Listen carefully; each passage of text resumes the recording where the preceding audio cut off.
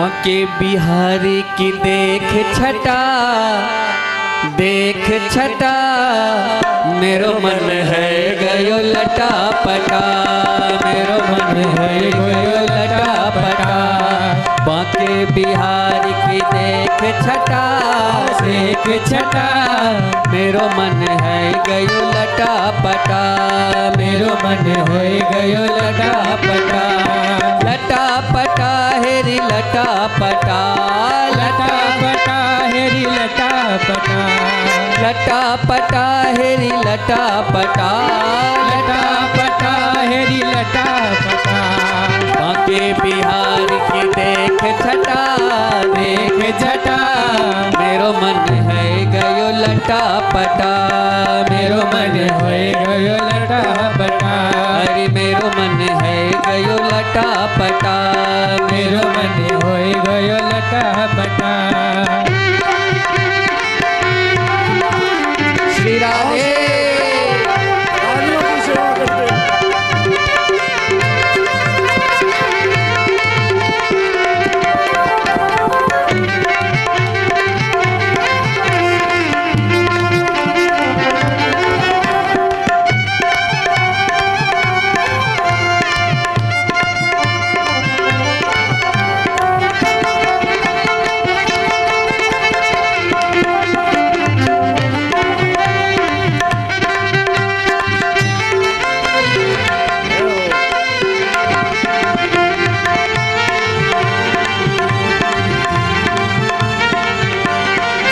कब से खोजूं बनवारी को, कब से खोजूं बनवारी को, कब से खोजूं बनवारी को, कब से खोजूं बनवारी को, बनवारी को गिरधारी को, बनवारी को गिरधारी को, बनवारी को गिरधारी को, बनवारी को गिरधारी को।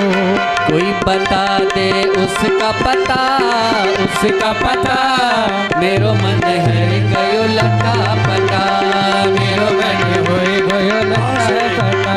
हरी लटा पटा हेरी लटा पटा, लटा पटा हेरी लटा पटा, लटा पटा हेरी लटा पटा, लटा पटा हेरी लटा पटा।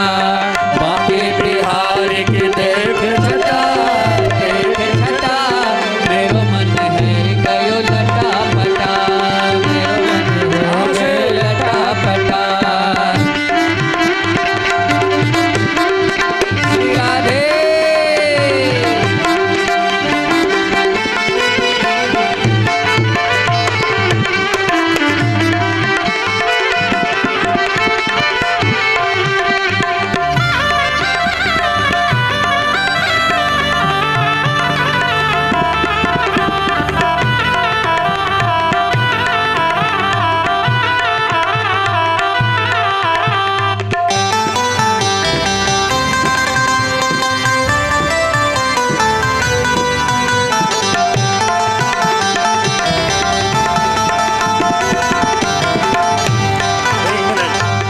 सबको नृत्य करने के लिए किसी ने मना किया है? संस्था की तरफ से मनाई है, व्यापारी मंडल की तरफ से मनाई है, तो फिर बैठे क्यों हो? बल्ले बल्ले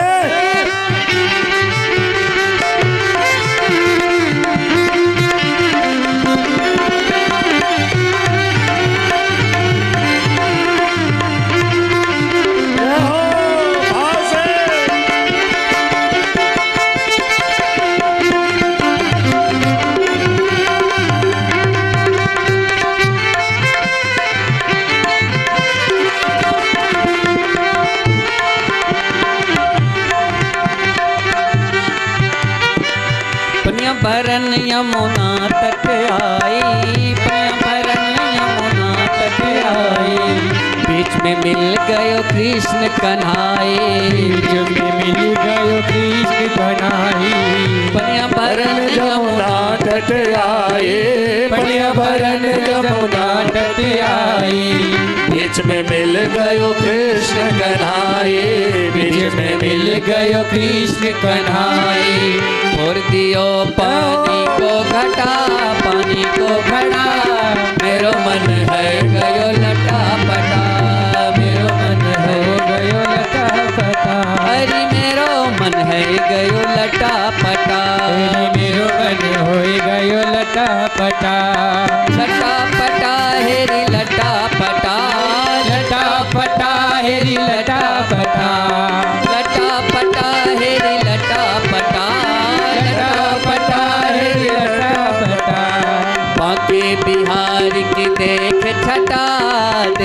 छटा मेरो मन है गयो लटापटा मेरो मन हो गयो लटापटा हरि मेरो मन है गयो लटापटा मेरो मन हो गयो लटापटा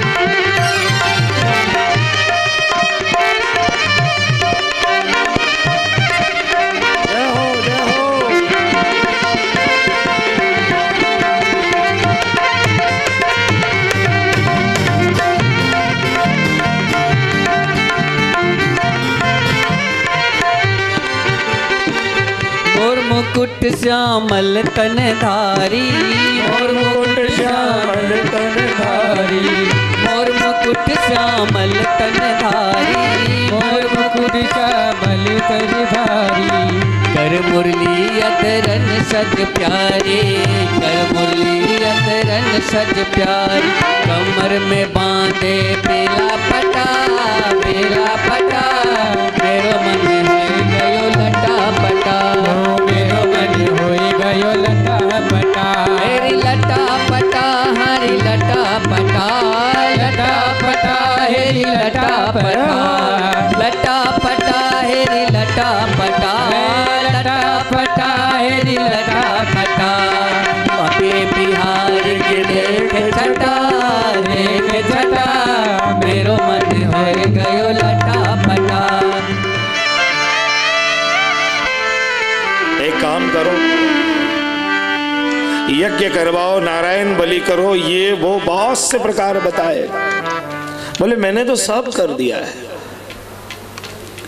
जब विद्वानों ने कोई समाधान नहीं दिया तब जाकर के गौकर्ण जी महाराज प्रातः काल में गायत्री संध्या करने के बाद सूर्य नारायण को जब अर्घ्य प्रदान कर रहे थे उस समय आकाशवाणी हुई कि गौकर्ण तुम्हारे भाई का उद्धार सिर्फ और सिर्फ श्रीमद् भागवत की कथा से ही संभव है। तुम जाकर के धंधुकारी को श्रीमद् भागवत की कथा सुनाओ। बोलिए श्री भागवत भगवान की जय। तुम जाकर के श्रीमद् भागवत की कथा सुनाओ। उसके बाद कोई उपाय ही नहीं। गौकर्ण जी महाराज व्यासपीठ पे विराजमान हुए, कथा शुरू हुई। श्रीमद् भागवत के कथा को कैसे करना ये जानना बहुत जरूरी है। श्रीमद् भागवत में जो हम पूजन करते हैं, तुलसी के कुंडे में बांस की लकड़ी को लगाते हैं, ये सब कोई कपोल कल्पित क्रम नहीं है। ये सारे कर्म सनत कुमारों ने जो नारद जी को उपदेश दिया है, सनत कुमारों ने जो प्रकार समझाया है, उसी प्रकार से आज भी भागवत की कथा होनी चाहिए। उसी बांस के लकड़े में आकर के धंधुकारी महाराज बैठ गए। 7वें दिन कथा की पूर्णाहुति हुई। जब कथा की पूर्णाहुति हुई, उस काष्ठ में से धंधुकारी प्रकट हुआ। सबने देखा कि उस समय धंधुकारी को लेने के लिए साक्षात विष्णु भगवान के सारे दूत पुष्पक विमान लेकर प्रकट हुए और उस पुष्पक विमान में, दिव्य विमान में जाकर धंधुकारी बैठ गया। लोगों के मन में संशय का भाव उत्पन्न हुआ कि भाई तुमने कथा का आयोजन किया लेकिन उद्धार तुम्हारे भाई का हुआ, हमारा उद्धार क्यों नहीं हुआ? सुन तो हम सब रहे थे। गौकर्ण जी ने कहा कि मैं अगर उत्तर दूं तो ये समीचीन नहीं होगा। तुम एक काम करो, इसका उत्तर जो श्री हरि के दूत धंधुकारी को लेने आए हैं, श्री हरि के दूत से पूछ लो कि धंधुकारी का केवल उद्धार क्यों हुआ। जाकर के धंधुकारी के जो दूत थे, भगवान के जो दूत थे, गांव वालों ने उनसे पूछना शुरू किया कि भाई ये अन्याय क्यों कर रहे हो, हमारा उद्धार क्यों नहीं हुआ। तब श्री हरि के दूतों ने कहा कि लोक ही पृष्ठा वदन्ति दूरम यातः प्रियो हिना आगमिष्यति वर्षेष्मिन्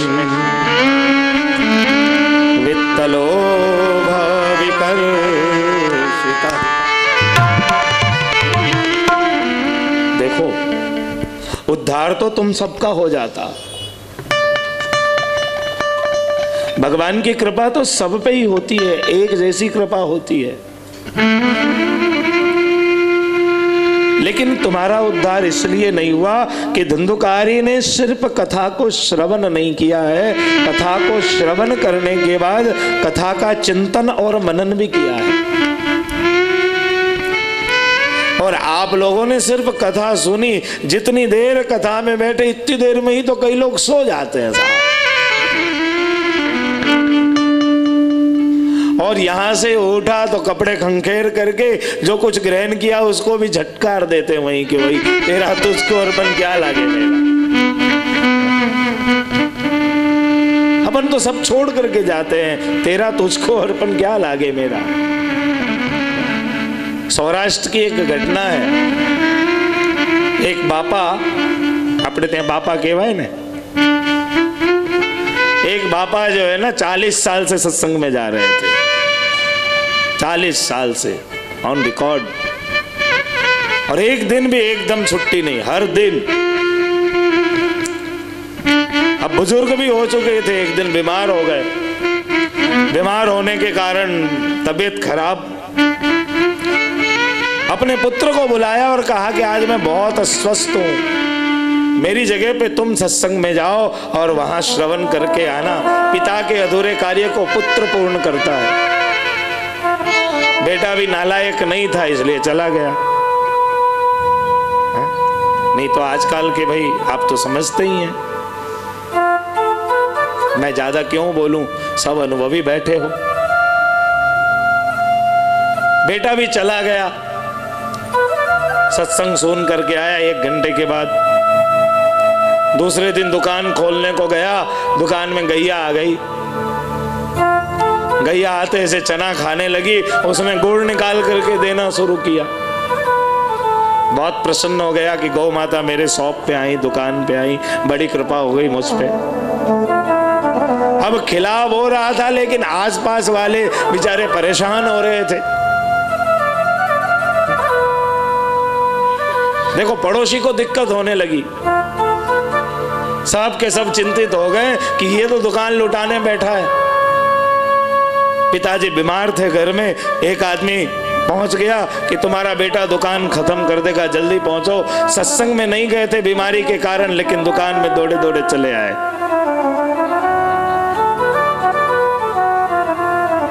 दुकान में दौड़े दौड़े चले आए, पुत्र को समझाया कि बेटा क्या कर रहा है। बेटे ने कहा कि कल मैं सत्संग में गया था, मैंने अच्छी अच्छी बातें सुनी, मैंने ये सुना कि गाय में बहुत सारे देवता देवी निवास करते हैं, और आज सब के सब मेरी दुकान पे आ गए तो मैं खुश होकर के गुड़ खिलाने लग गया, इसमें अपराध क्या है।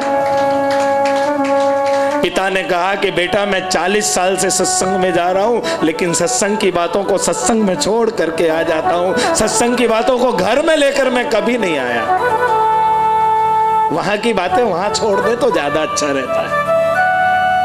कम से कम लोग अपन को परम भगवदीय तो बोलेंगे, रोज जाएंगे। सत्संग की बातों को सत्संग में छोड़ करके आया कर, सत्संग की बातों को घर में नहीं लेकर आना चाहिए। अब मुझे मालूम नहीं कि आप लोग लेकर के जाते हो कि नहीं लेकर के जाते हो।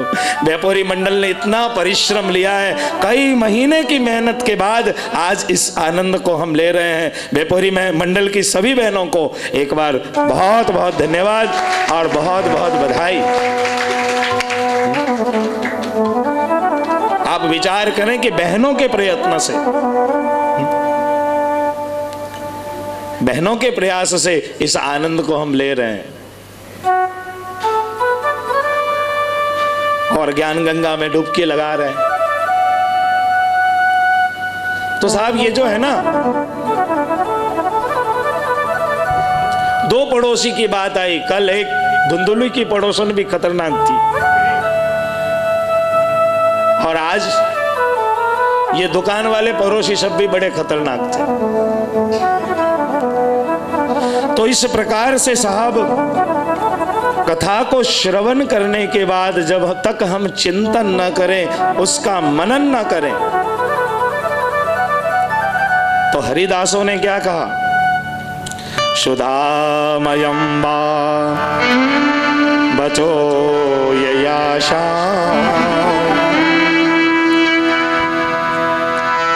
प्रिय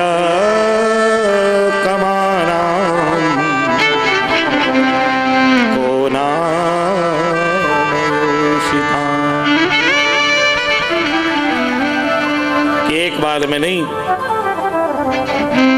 पुनः दूसरे महीने में दूसरी बार गोकर्ण जी महाराज व्यासपीठ पे विराजमान हुए और व्यासपीठ पे बैठने के बाद गोकर्ण जी महाराज ने सबको कथा सुनाई। गांव में जितने लोग थे सबके सब मंडप में गए और सब लोगों ने जब कथा श्रवण करना शुरू किया तो ध्यान रखना, इस जगत में दो लोग ऐसे हुए जो स्वधाम जाते समय अपने इष्ट मित्रों को साथ में लेकर गए। एक प्रभु श्री रामचंद्र जी जब अवध से साकेत धाम जा रहे थे, उस समय अयोध्या वासियों को लेकर मेरे प्रभु साकेत गए। और यहाँ गोकर्ण जी महाराज जब कथा की पूर्णाहुति हुई, साकेत धाम जाने का अवसर आया तो अकेले नहीं गए, पूरे ग्राम वासियों को दिव्य विमान में बैठा करके और सब के सब साकेत धाम में गए हैं। बोलिए श्री कृष्ण कन्हैया जय। और इस प्रकार से श्रीमद् भागवत के 6 अध्यायों में महात्म्य की कथा को हम प्रणाम करते हैं। ये महात्म्य की कथा है कि श्रीमद् भागवत को क्यों सुनना चाहिए।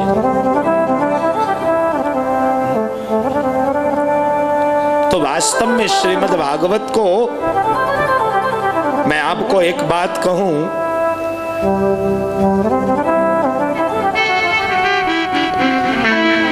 श्रीमद् भागवत में कहीं ऐसा नहीं लिखा है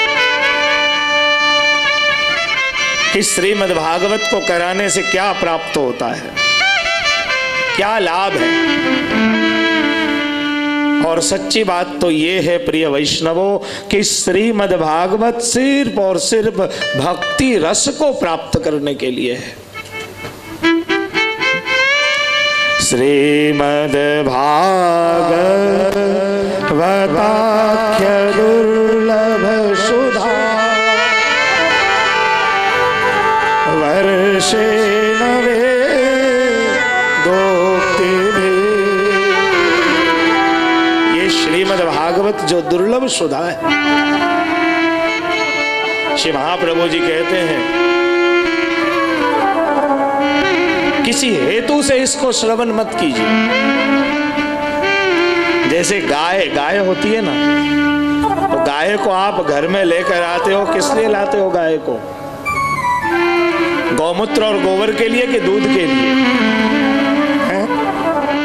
दूध के लिए, मतलब अमृत के लिए हम गैया को लेकर घर में आते हैं कि गाय के आने से अमृत रस की प्राप्ति होगी, है ना। तो गाय को हम लेकर घर में आते हैं अमृत को पीने के लिए, और गोबर और गौमूत्र तो वो बिन मांगे दे देती है, आप न भी मांगो तब भी देती है। इसलिए श्रीमद् भागवत की कथा जो है कभी पितृ दोष के लिए, पुत्र प्राप्ति के लिए मत करवाना। श्रीमद् भागवत तो भगवान की भक्ति को प्राप्त करने के लिए करवाना, बाकी सारे दोष तो अपने आप दूर हो जाएंगे। न मांगोगे फिर भी दूर हो जाएंगे, मांगने की जरूरत नहीं। आप तो श्रीमद् भागवत करवाएं, बाकी के दोष तो स्वयं दूर हो जाएंगे, उसके लिए कोई प्रयत्न करने की आवश्यकता नहीं है। याद रखना कि भक्ति में ही एकमात्र सामर्थ्य है, भक्ति से ही पूर्व जन्म के सारे कर्म फल नष्ट होते हैं। आपका भाग्य बहुत खराब हो, आपकी कुंडली में बहुत खराब ग्रह हो, फिर भी चिंता मत करना, चुपचाप भगवान की शरण में चले जाना। भक्ति में वो सामर्थ्य है कि किसी के मृत्यु को भी स्वप्न के माध्यम से भगवान दूर करके और उसे पुनः जीवन दान दे देते हैं। ये ठाकुर के सामर्थ्य की बात है। थोड़े कभी 84-252 पढ़ो तो पता चले कि कई ऐसे वैष्णव थे जिनके जीवन की समाप्ति हो रही थी, जीवन समाप्त हो रहा था, और ठाकुर जी ने स्वप्न में मृत्यु दे करके और फिर से उस वैष्णव को जीवित किया और फिर से उसकी सेवा स्वीकारने लग गए। इसलिए भक्ति में बहुत सामर्थ्य है। इसलिए आप जिस ट्रैक पे चल रहे हैं, 8 दिन में सत्संग करना, पाठ करना, भगवत नाम लेना, मैं तो कहता हूं कि किसी भी प्रकार से हंस करके, रो करके, बोल करके, बैठ करके, चाहे किसी भी प्रकार से अगर भगवत नाम ले रहे हो ना, बस पूरी हो गई बात। केवल भगवत नाम। किशोरी बाई क्या लेती थी? किशोरी बाई की वार्ता पढ़ो। बचपन में विधवा हो गई, बचपन में विधवा हो गई किशोरी बाई, बाल विधवा हो गई और अपनी बहन के यहां रहती, अपने बहन के यहां चाकरी करके, सेवा करके अपने बहन के यहां भोजन करती। बहन बहुत धनिक थी, किशोरी बाई को रखती थी, और जब किशोरी बाई युवावस्था में प्रवेश करती है, जब युवावस्था में प्रवेश करती है, तब किशोरी बाई को कोढ़ हो गया, पूरे शरीर में कोढ़, इतनो दुर्गंध आवे वाके शरीर से कि वाके पास कोई जाए नहीं। कोढ़ के कारण किशोरी बाई के शरीर से इतना दुर्गंध आता था कि कोई भी व्यक्ति किशोरी बाई के पास नहीं जाता। बहन भी छोड़कर चली गई, बच्चे भी छोड़ करके चले गए। बहन के जो बच्चे थे वो भी पास न जाते। एक नौकरानी को रख दी, ये उसकी चाकरी करेगी, पर नौकरानी भी पास में न जाती। लेकिन बचपन से ही किशोरी बाई यमुनाष्टक का पाठ करती थी। पढ़ी लिखी तो थी नहीं, ज्यादा कुछ मालूम भी नहीं था, न धर्म जानती थी, न आध्यात्म जानती थी, बस महाप्रभु जी, गोसाई जी, श्रीनाथ जी और श्यामनाथ जी को जानती थी।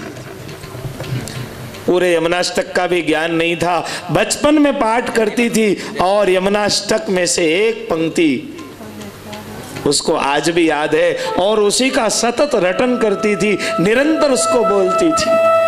एक लाइन, कृपा जलधि संस्रुते मम मनः सुखम भावया।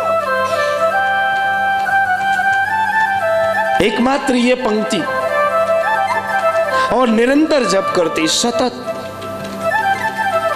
और सतत जप करती। कोढ़ होने के बाद भी वो सब कुछ भूल गई, घर संसार परिवार सब भूल गई, पर लेकिन श्यामनाथ जी को नहीं भूली। कृपा जलधि संस्रुते मम मनः सुखम भावया, सतत रटन करती रहती। और उसके रटन के प्रभाव से साक्षात श्री यमुना जी नौकरानी बनकर के पहुंच गई और श्री यमुना जी किशोरी बाई की सेवा करते, किशोरी बाई को स्नान कराते, भोजन कराते, उसके वस्त्र को बदलते, उसके वस्त्र को धोते। ये कौन? भगवान की चौथी प्रिया, भगवान की चौथी प्रिया जो नित्य निकुंज में प्रभु के साथ विहार करती है, प्रभु के साथ रमण करती है। और श्री यमुना जी उसकी सेवा में पहुंच गई। श्री यमुना जी वाको स्नान करावे, वाको भोजन करावे, वाके शरीर को साफ करें, वाको स्नान करावे, वाको सुलाए ले जाएं। किसी को कुछ मालूम नहीं था, किशोरी बाई को भी मालूम नहीं था। गांव में गोसाई जी महाराज पधारे। वैष्णवों ने कहा कि आपके बचपन की एक सेविका इस गांव में रहती है, कोढ़ हो गया है और अब मृत्यु के करीब है, एक बार जा करके उसका उद्धार करो। प्रभु चरण श्री विठलनाथ जी श्री गोसाई जी महाराज किशोरी बाई की झोपड़पट्टी में आए और जैसे ही झोपड़ी में गोसाई जी महाराज ने प्रवेश किया तो देखा कि 16 श्रृंगार किए हुए श्री यमुना जी साक्षात किशोरी बाई की सेवा कर रहे हैं। साष्टांग दंडवत श्री गोसाई जी ने की और यमुना जी को प्रार्थना करके कहा कि आप। अब यमुना जी कहती है कि जो सतत मेरा नाम ले रहा है, जो मेरा आश्रित जीव है, जिसे यमुना के सिवाय कुछ मालूम ही नहीं है, कृपा जलधि संस्कृते मम मनः सुखम भाव। ऐसे जीव पे मेरे सिवाय और कौन कृपा करेगा? मैं प्रभु के सुख को छोड़ सकूं लेकिन अपनों जीव को नहीं छोड़ सकूं।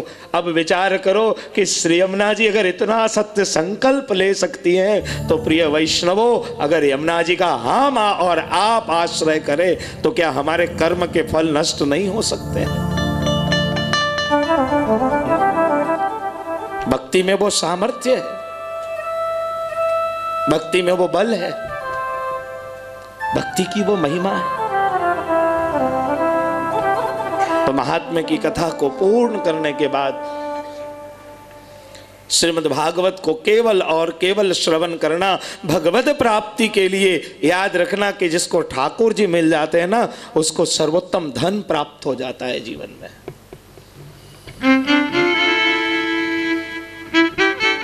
प्रहलाद जी ने क्या मांगा नरसिंह भगवान से? प्रहलाद जी ने इतनी ही तो बात की कि बस प्रभु मुझे कुछ ना चाहिए, ऐसी कृपा करो कि आपके पास कभी कुछ मांगू नहीं। और महात्म्य की कथा को पूर्ण करने के बाद प्रथम स्कंद और द्वितीय स्कंद ये दोनों भगवान के चरणारविंद हैं। पर ब्रह्म, परमात्मा, भगवान और श्री कृष्ण। मैं आपको दर्शन कराऊंगा कि श्रीमद् भागवत में ब्रह्म कहाँ है। कल रात की बात मैं आपको बताऊं, आजकल एक बहुत अच्छे नए विद्वान निकले हैं, पवन सिन्हा, पवन गुरु, पवन जी है करके नाम है, अच्छा नाम है, अच्छे विद्वान है। तो कल रात उनको किसी ने प्रश्न किया, वेयर इज ब्रह्मा? ब्रह्म क्या है? सेम क्वेश्चन रविशंकर जी से किया कि ब्रह्म क्या है। मैं उसको अच्छी तरह से देख रहा था कि इन लोगों ने आखिर जवाब क्या दिया। मैंने 2 घंटे अपने बर्बाद किए, 2 घंटे बराबर बर्बाद किए रात में, लेकिन मैंने देखा कि 2 घंटों में इन लोगों ने आसपास इधर उधर की बातें की, लेकिन ये नहीं बता पाया कि ब्रह्म क्या है। प्रियजनों, कारण इसका मालूम है। आज के जो विद्वान हैं, आधुनिक विद्वान, वो रजनीश को पढ़ करके, जय कृष्णमूर्ति को पढ़ करके, योगानंद को पढ़ करके, अरविंद को पढ़ करके आ रहे हैं।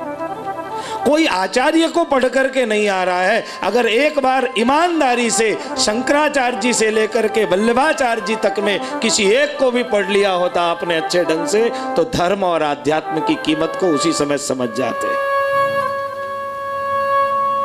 यही विडंबना है हमारी, यही समस्या है हमारी। आप देखोगे कि भागवत में ब्रह्म कहां है। ये हमारा और आप दोनों का प्रश्न है, वेयर इज ब्रह्म? ब्रह्म क्या है भाई? और ब्रह्म भागवत में कहां है? भागवत में परमात्मा कहां है? परमात्मा का मीनिंग क्या होता है? भागवत में भगवान कहां है? भगवान का मीनिंग क्या होता है? भगवान मतलब क्या? और भागवत में कृष्ण का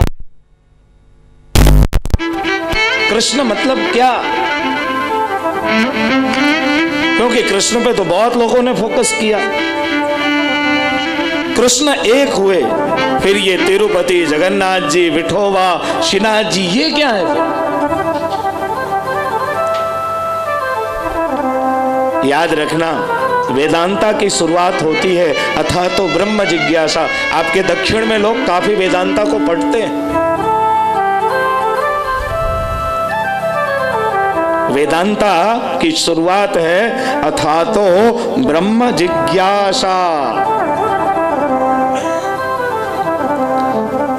हमारे यहाँ कई इज्म है, जैनिज्म है, बौद्धिज्म है, शैविज्म है, फिर वैष्णविज्म है, और वैष्णविज्म में पुष्टि मार्गीय निर्गुण भक्ति है। और मैं संक्षिप्त में सभी विषयों को लूंगा, क्योंकि मेरा उद्देश्य सिर्फ कथा सुनाना नहीं है, मेरा उद्देश्य भागवत समझाना है। याद रखना अपना पॉइंट क्या है। अपना उद्देश्य है श्रीमद् भागवत को समझना।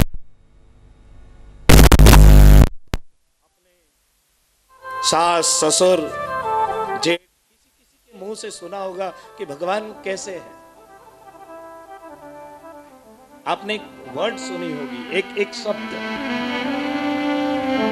तो कई लोग बोलते होंगे कि भगवान कैसे हैं। तो आपने सुना होगा लोगों के मुंह से कि भगवान जो हैं कर्तुम, अकर्तुम, अन्यथा कर्तुम, सर्व सामर्थ्य सहिता। ये सुना है कभी किसी के मुंह से? गोस्वामी बालकों के मुंह से सुना होगा, बड़ों के मुंह से सुना होगा कि ठाकुर जी अपने कैसो है, तो कहेंगे अपनो ठाकुर जी तो कर्तुम, अकर्तुम, अन्यथा कर्तुम, सर्व सामर्थ्य सहित है। ऐसा सुना होगा आपने जरूर। अगर धर्म के करीब होंगे, आध्यात्म के करीब होंगे, तो जरूर आपने सुना होगा। बस इसी को समझना है भागवत में। कर्तुम, अकर्तुम और अन्यथा कर्तुम। इसका अर्थ मैं कल बताऊंगा आपको कि कर्तुम मतलब क्या, अकर्तुम मतलब क्या, अन्यथा कर्तुम मतलब क्या। आज बस इसको आप ध्यान में रखें। तो श्रीमद् भागवत के 4 स्कंध तक जो कथा आ रही है ना, पहले में, दूसरे में, तीसरे में और चौथे में जो कथा आ रही है, वो भगवान के कर्तुम सामर्थ्य की कथा है। मतलब कर्तुम मतलब एक पावर, भगवान के अंदर जो पावर है ना, एक कर्तुम नाम का पावर है, एक अकर्तुम नाम का पावर है, एक अन्यथा कर्तुम नाम का पावर है। अगर आप समझे कि पावर नहीं है, तो फिर 6 दिन का बालक पूतना को कैसे मार सकता है? 7 साल का बच्चा गोवर्धन पर्वत को कैसे उठा? तो श्रीमद् भागवत के 4 स्कंधों में जो कथा आती है, उस कथा के अंतर्गत प्रभु के कर्तुम सामर्थ्य की कथा है। बस बोल जाता हूं, क्योंकि इसमें सभी वर्ग बैठे हैं, कई बहुत पढ़े लिखे विद्वान वैष्णव भी बैठे हैं। तो प्रथम 4 स्कंद में, मतलब ये जो श्रीमद् भागवत का आप दर्शन कर रहे हो ना, इसके पहले 4 स्कंद में प्रभु के कर्तुम सामर्थ्य की कथा है। फिर 5, 6, 7 और 8 स्टोरी तो सबको मालूम है, कौन से स्कंद में कौन सी स्टोरी है, कल भी मैंने बता दी थी। 5, 6, 7 और 8 इन 4 स्कंद में प्रभु के अकर्तुम सामर्थ्य की कथा है। पहले कर्तुम सामर्थ्य की कथा, फिर अकर्तुम सामर्थ्य की कथा, और फिर देखो 9, 10, 11 और 12, इन 4 स्कंधों में प्रभु के अन्यथा कर्तुम सामर्थ्य की कथा है। कर्तुम, अकर्तुम और अन्यथा कर्तुम। अब फिर दूसरी दृष्टि से देखें, श्रीमद् भागवत के कितने स्कंद हैं? 12 स्कंद हैं। मैंने कल सबके नाम भी बताए थे आपको। अधिकार बोलिए,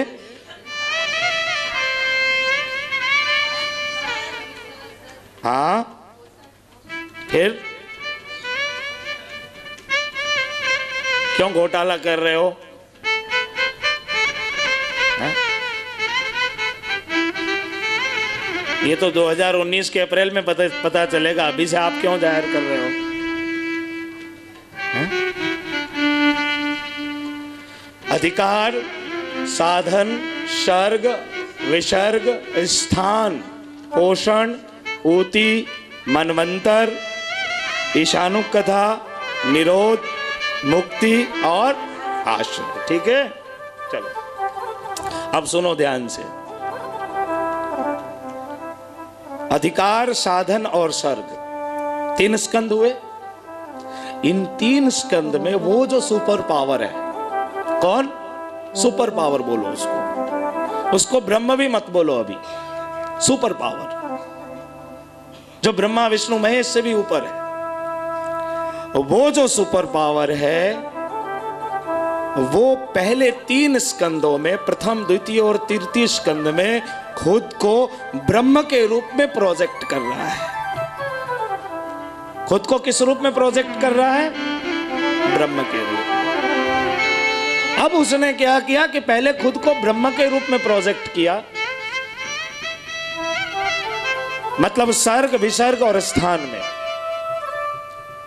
प्रथम स्कंद, द्वितीय स्कंद और तृतीय स्कंद, मतलब अधिकार, साधन और सर्ग में। अब आ जाओ चौथे, 5वें और 6ठे स्कंद में। ध्रुव चरित्र की शुरुआत चौथे से है, तो चौथे, 5वें और 6ठे स्कंद में उस सुपर पावर ने पहले ब्रह्म के रूप में खुद को प्रोजेक्ट किया, और ब्रह्म के रूप में अब उसने क्या किया? परमात्मा के रूप में खुद को प्रोजेक्ट किया। अब वो ब्रह्म में से क्या हुआ? परमात्मा हो गया। अपन कौन से स्कंद में पहुंच गए? 6ठे स्कंद में पहुंच गए। अब 7, 8 और 9, 7वें में नरसिंह जन्म, 8वें में मनवंतर लीला और 9वें में ईशानु कथा, मतलब श्री रामचंद्र वगैरह सब आ गए, टोटल आ गए इसमें, है ना? तो 7, 8 और 9 में पहले ब्रह्म के रूप में, ब्रह्म में से वो परमात्मा हो गया, परमात्मा में से अब उसने क्या किया? भगवान के रूप में प्रोजेक्ट किया खुद को कि अब मैं भगवान हूं। बात समझ में नहीं भी आ रही हो तो सुन लेना, क्योंकि भांग की गोली जान करके लो, अनजाने में लो, अंदर जाने के बाद वो कुछ समय के बाद अपना असर दिखाना शुरू कर देता है। आप यहां से जाओगे 6 महीने के बाद असर जरूर दिखेगा। अब समझे? पहले उसने ब्रह्म के रूप में प्रोजेक्ट किया, ब्रह्म में से उसने अपने आप को परमात्मा में कन्वर्ट किया, परमात्मा से उसने क्या किया? भगवान के रूप में रूपांतरित किया। भगवान के रूप में रूपांतरित किया, मतलब 9वें स्कंद तक अपन पहुंच गए। अब कौन कौन सा स्कंद बचा? 10, 11 और 12, निरोध, मुक्ति और आश्रय। इन तीनों स्कंद में अब वो क्या करेगा? पहले ब्रह्म, फिर परमात्मा, फिर भगवान, और सीधे सीधे स्वयं को श्री कृष्ण के रूप में प्रोजेक्ट कर देगा। इसलिए ब्रह्म, परमात्मा, भगवान और श्री कृष्ण। अब बताओ, भागवत हमारे लिए सरल हो गया ना समझना? अब देखो, आपने भी थोड़ा बहुत अध्ययन किया हो ना, तो सुनने में, सुनाने में, समझने में, समझाने में आनंद आता है। इसलिए मैं कहता हूं कि थोड़ा अध्ययन करें घर में, सत्संग करें, थोड़े से अध्ययन का आग्रह रखें। तो ब्रह्म, परमात्मा, भगवान और श्री कृष्ण, यही श्रीमद् भागवत का मुख्य विषय है। बोलिए श्री कृष्ण कन्हैया लाल की जय। आप सब इतने मायूस क्यों हो गए? आवाज क्यों चली गई?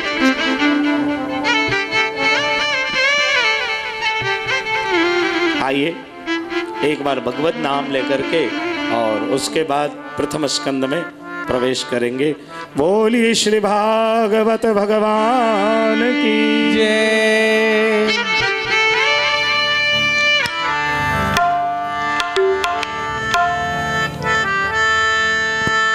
मने प्यारो लागे,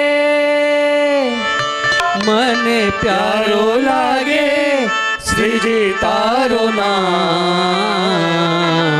तन मन धन सृजना चरणों मां, चरणों मां, तन मन धन सृजना चरणों मां।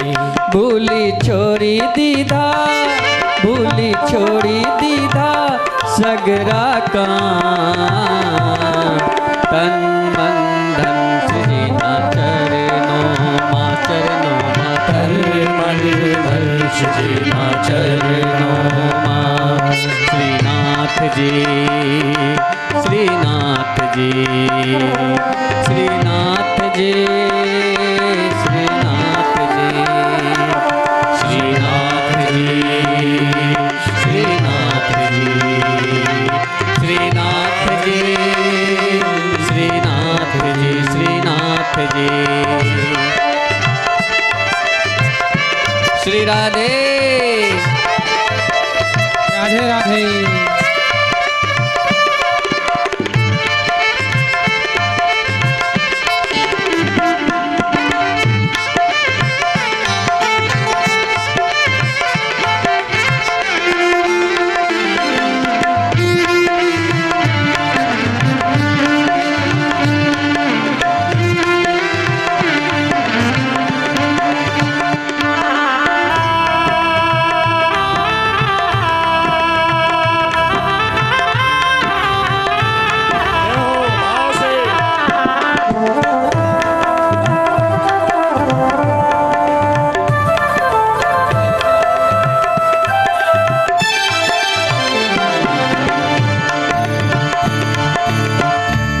मंदिर ये तुलसी निमाला, भव बंधन ना तोर सिताला।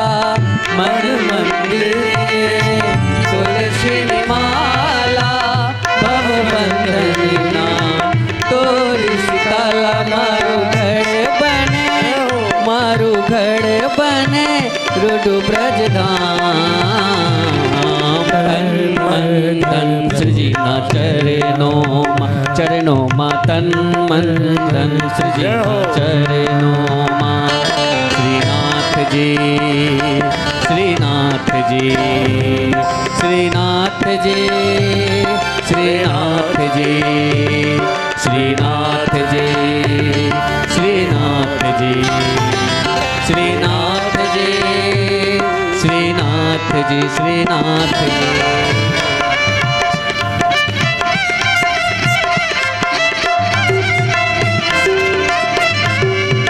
श्री राधे। सभी मीठी मीठी तालियों की सेवा करते हुए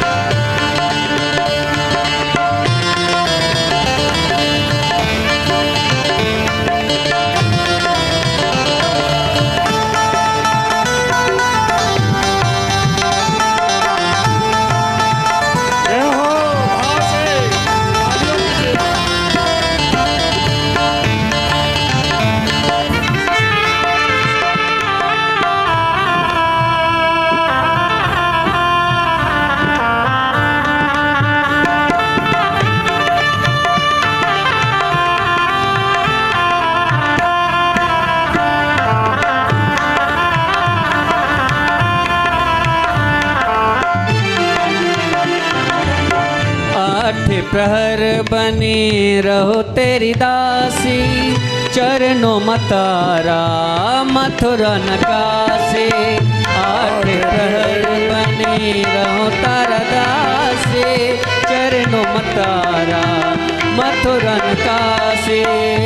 मांगू एक हवे, मांगू एक हवे, हैया तेरी हाँ। तन मन धन सजीना शरणा में, तन मन धन सजीना शरणा में।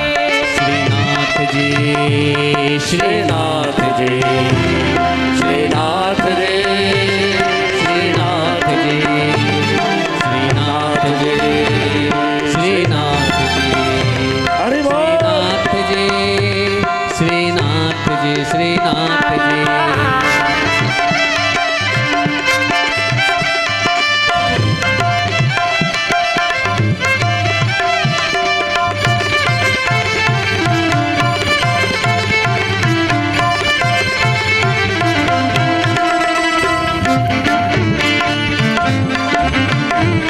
श्री राधे